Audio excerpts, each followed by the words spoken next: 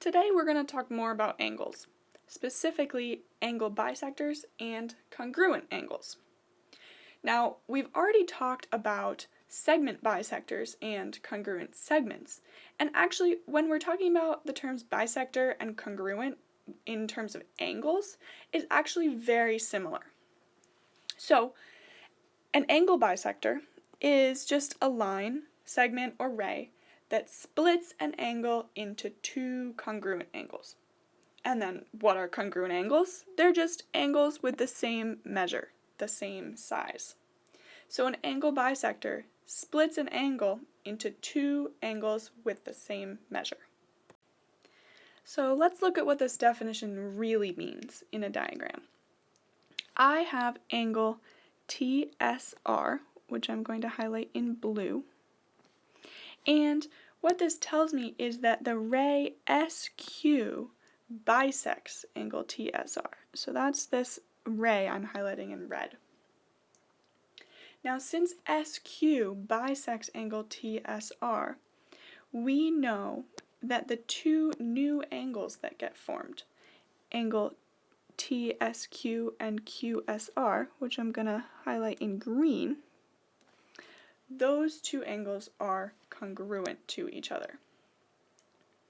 Now, if you remember the symbol we use for congruency, I'm going to write this. Angle TSQ is congruent to, equal sign with the squiggly line on top, angle QSR. Now, what does that mean? That actually means that those two angles are the same size. They have the same measure. So I'm going to write measure, just a lowercase m, of angle TSQ equals the measure of angle QSR. Now notice here, I use the congruency sign when we're talking about angles, when we're comparing angles to each other. And then I use the equal sign when we're talking about the size, the measure of those angles. Now, the last thing is that we use tick marks to identify congruent angles on a diagram, just like we use tick marks to show congruent segments.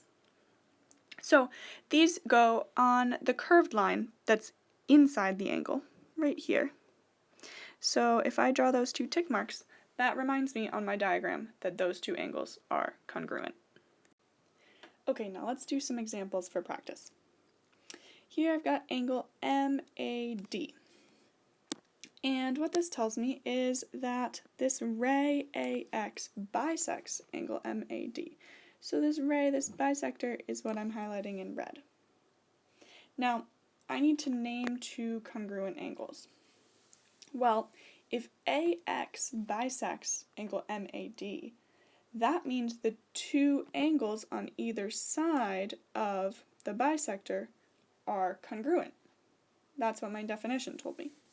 And I'm going to mark that on my diagram by drawing these tick marks, showing that they're congruent. So now I just need to name these angles. I've got angle MAX, and that is congruent to the one on the other side, angle DAX. Okay, here's the next example. This tells me that ray OX bisects angle DOG. So OX here that I'm highlighting in red is the bisector. That means it splits DOG exactly in half, right down the middle. Now what else I'm told is that the measure of angle DOX is 6x plus 2. And the measure of angle GOX is 4x plus 12. Now, this doesn't look like a ton of information, but we actually have everything that we need. Remember, since OX is a bisector, that means that the two angles on either side are going to be congruent. So that tells me that angle DOX is congruent to angle GOX. Now, if we think back to our definition of a congruent angle, that just means that their measures are the same. They're the same size. So this just means that the measure of DOX equals the measure of angle GOX. And then I've got everything I need. This told me the measure of angle DOX and the measure of angle GOX. And so I can just substitute those in there and solve algebraically to solve for x. So measure of angle DOX is 6x plus 2, and the measure of angle GOX is 4x plus 12. And now it's just some algebra. I'm going to start by combining my x's. I'm going to subtract 4x from both sides. I get 2x plus 2 equals 12. And now I'm going to subtract 2 from both sides.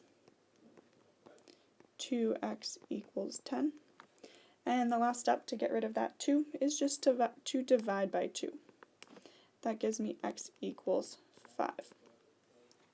Now, I'm not done yet because they actually didn't ask me for what x is. They asked me for the measure of angle GOX. So we have one more step. The measure of angle GOX from what I'm given in the problem is just 4x plus 12. So this last step I have to take is just to substitute x in for x in my equation here. So I have 4 times 5 plus 12. 4 times 5 is 20, plus 12 gives me the measure of angle GOX equals 32. Alright, here's our last example for today. I've got some angles here, and this tells me that the measure of angle ADB is 30, so I'm going to mark that in red. The measure of angle BDC is 45, and I'm going to mark that in blue. And I need to find the measure of angle ADC. That is that whole angle that I'm marking in green. So now, this isn't a question about bisectors or congruents because the two angles don't have the same measure, 30 and 45.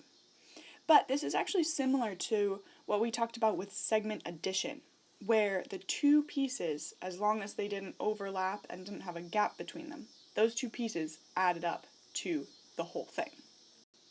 So I can actually write the measure of angle ADB plus the measure of angle BDC equals the measure of that larger angle, angle ADC.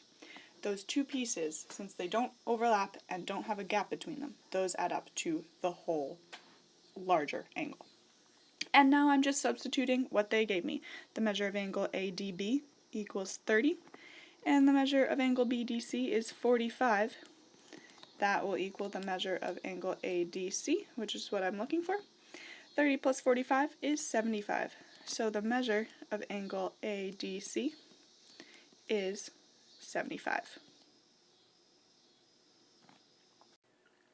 Alright, in the second example, I'm actually given the red angle, angle ADB, and the large angle, the green angle, angle ADC. That's the whole thing. And this time they want me to find the blue angle, angle BDC. So this is similar to the first part, but this time I'm given the big angle and one of the small angles. And so what I can do is I can take the measure of the large angle, angle ADC, that's the green one, and subtract the measure of the small angle that I'm given, angle ADB, the red one. And that will give me the measure of the other small one, angle BDC. And now just substituting what I'm given, measure of angle ADC is 80. We're going to subtract 23 because that's the measure of ADB. That will give me the measure of angle BDC, what I'm looking for. 20 minus 80 is 57, and that is the measure of angle BDC.